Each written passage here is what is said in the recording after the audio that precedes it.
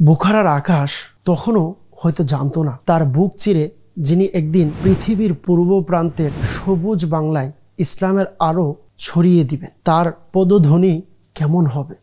তার পূর্ববর্তী চতুর্থ পুরুষও ছিলেন বুখারার একজন ইসলাম প্রচারক, যিনি সমরকন্দ পেরিয়ে তুর্কিস্তানের মাটিতে ইসলামের সুবাস ছড়িয়ে দিয়েছিলেন। পিতাও ছিলেন একজন আলিম এবং বুজুর্গ ব্যক্তির, যিনি পুরো জীবদ্দশায় ইসলামের খেদমত করেছেন। আর তার সম্মানিত মাতা হযরত শাহজালাল রহমাতুল্লাহি তাআলা আলাইহির রক্তের সম্পর্কের বোন। এ যেন রক্তসূত্রে তার শিরায় বইত ইসলামী ধারার প্রবাহিত স্রোত। এই কারণে তিনি শুধু ভগ্নিপুত্রই নন, বরং শাহজালাল রহমাতুল্লাহি তাআলা আলাইহির আধ্যাত্মিক উত্তরাধিকারী ছিলেন। এতক্ষণে হয়তো ভাবছেন কোন বুজুর্গ, তিনি আর কেউ নন, তিনি হলেন হযরত শাহ পরান রহমাতুল্লাহি তাআলা আলাইহি। বলা বাহুল্য, জীবন গতিপথ বদলাতে পছন্দ করে, সুতরাং তার জীবনও এতটা সহজ ছিল না। মাত্র 11 বছর বয়সে পিতার মৃত্যুর পর তিনি যেন এক বিশাল আকাশের নিচে একা দাঁড়িয়ে গেলেন। সেই শূন্যতার মাঝে আলোর হাত বাড়ালেন সৈয়দ আহমদ কবির রহমাতুল্লাহি তাআলা আলাইহি, যিনি তাকে শুধু জ্ঞান দান করেননি, বরং দিয়েছেন জীবন দর্শন। এমনই এক সময় দূর দেশে এক অভিযাত্রার খবর পেলেন। বাংলার উদ্দেশ্যে হযরত শাহজালাল রহমাতুল্লাহি তাআলা আলাইহি যাত্রা শুরু করেছেন।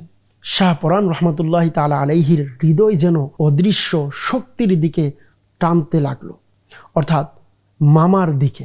উত্তরসূরি হিসাবে পাওয়া সেই দিনের দাওয়াতের স্পৃহা যেন তাকে বারবার নাড়া দিচ্ছিল। তিনি পাড়ি দিলেন তৎকালীন হিন্দুস্তানের বিস্তীর্ণ ভূমি। হযরত শাহজালাল রহমাতুল্লাহি তাআলা আলাইহির সিলেট আগমনের পর তিনি হযরত শাহ পরান রহমাতুল্লাহি তাআলা আলাইহিকে দ্বীন ইসলামের প্রচারের মহান দায়িত্ব প্রদান করলেন। ইতিহাসবিদরা বলেন, শাহ পরান রহমাতুল্লাহি তাআলা আলাইহির হাত ধরে শুধু দিন নয়, এক নতুন সংস্কৃতির বীজ অঙ্কুরিত হয়েছিল সিলেট এবং ভারতের বহু অঞ্চলে।